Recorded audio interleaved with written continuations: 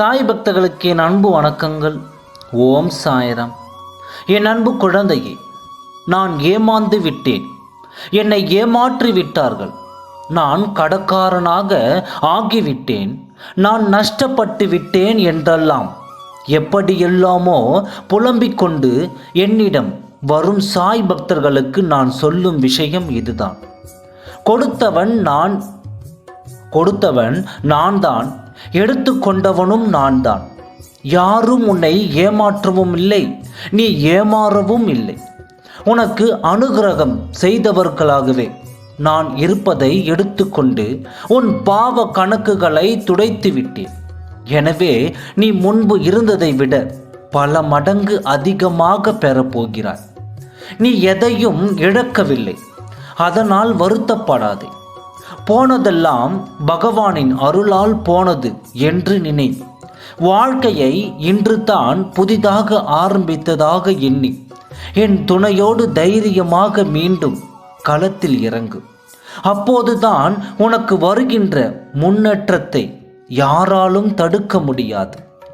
உன்னிடம் ஒன்று பிடுங்கப்பட்டால் அது பெரிதாக பெருகி உன்னிடமே திரும்ப வரும். உன் பிரார்த்தனை வலு பெறுவதற்கு நான் மேலும் ஒரு முக்கியமான விஷயத்தை சொல்ல போகின்றேன். அதை நன்றாக கவனமாக கேள்.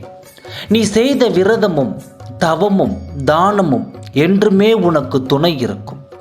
உன் விரதம் என்பது நீ உன்னை பட்டினி போட்டு விரதம் இருப்பதில்லை.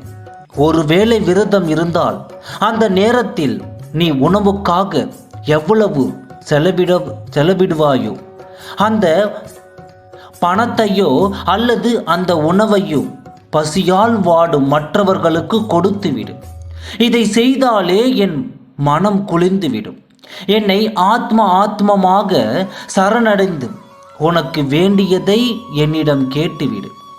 உன் தந்தையாகிய என்னிடம் நீ கேட்காமல் வேறு யாரிடம் போய் கேட்க முடியும்? நான் உனக்கான அற்புதங்களை விரைவில் நடத்தி காட்ட உள்ளேன். நீ கேட்டதில் உனக்கு மிகவும் அவசியமானதை நீ தேடும் முன்னை உன் கைகளில் கொண்டு சேர்த்து விடுவேன். இப்பொழுது உன் வேதனைகளை பார்த்து பலர் சிரித்து கொண்டிருக்கலாம். ஆனால் உன் தந்தையாகிய நான் அவர்களுக்கு செய்ய போவதை பார்த்து அவர்கள் வருந்துவார்கள்.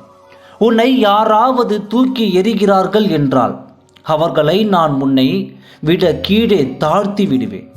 நீ விரும்பிய வாழ்க்கை வாழப்போகிறாய். உன்னோடு நான் இருப்பதை நீ உணரத்தான் போகிறாய். இனி நீ கலங்க வேண்டிய சூழ்நிலையிலே அது வரவே வராது. என் அன்பு குழந்தையே, உனக்கு விரைவில் நல்லது நடக்கும். நல்லது மட்டுமே நடக்கும். இது உன் தந்தையின் சுபவாக்கு. ஏனென்றால் நீ என் பரிபூர்ண அருளும் ஆசீர்வாதமும் அன்பும் பெற்ற என் அன்பு பிள்ளை. ஓம் சாய்ராம். நன்றி.